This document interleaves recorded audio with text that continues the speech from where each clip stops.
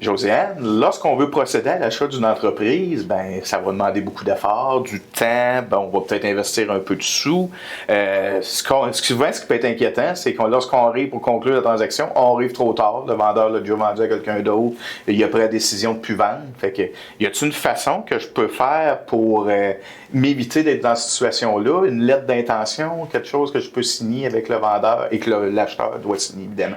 Tout à fait. La lettre d'intention va démontrer une bonne foi autant du vendeur que de l'acheteur. C'est un bon point de départ, la lettre d'intention. La lettre d'intention va aussi pour essayer de se protéger pour pas qu'il arrive des pépins ou quelque chose comme ça, des clauses d'exclusivité ou des clauses où on s'engage à parler uniquement avec une personne.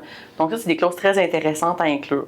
Mais c'est pas une garantie absolue qui va le faire. Là, on entend souvent dans les médias que plusieurs lettres d'intention peuvent être déposées. Ce qui est intéressant aussi dans la lettre d'intention pour essayer de se protéger, c'est d'inclure un calendrier d'événements qui va être détaillé. Ça va permettre à tout le monde de savoir où est-ce qu'on s'en va.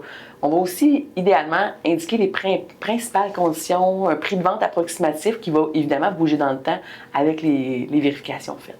Là, tu me donnes la marche à suivre. Une lettre d'intention, généralement, il y a une durée de fin. Comment je fais pour m'assurer, moi, comme acheteur, que j'ai assez de temps pour faire mes devoirs, mais pour être certain que je fais une bonne acquisition? C'est une question qui est quand même difficile, mais l'échéancier qu'on va mettre à l'intérieur va nous permettre de calculer chacune des étapes. On va parler notamment de faire une vérification diligente. Bon, mais combien de temps le professionnel va vouloir pour ça? On peut lui parler au professionnel, évidemment, pour calculer le temps. On va pouvoir essayer de calculer le temps que le financement, ça va nous prendre. Donc, évidemment, l'échéancier va nous donner la durée du temps. On peut le prévoir, puis on peut prévoir aussi des renouvellements dans le temps. On peut le prévoir, que ce soit automatique, que ce soit négocié par la suite.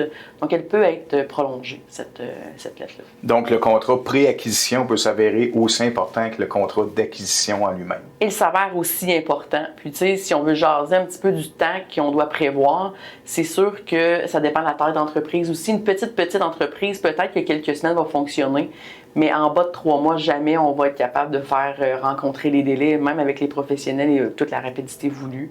Puis quand on parle de grosses entreprises, on parle de mois là aussi. Donc, l'important, c'est s'assurer d'avoir le temps nécessaire pour bien faire les choses. Tout à fait. Merci, Josiane.